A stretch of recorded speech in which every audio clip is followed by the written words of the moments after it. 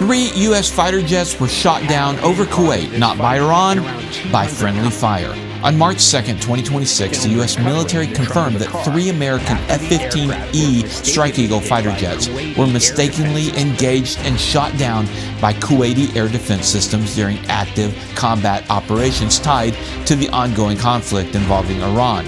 According to U.S. Central Command, the aircraft were flying in support of Operation Epic Fury when they were inadvertently targeted amid attacks involving Iranian aircraft, ballistic missiles, and drones. All 6 U.S. aircrew members ejected safely and were recovered in stable condition.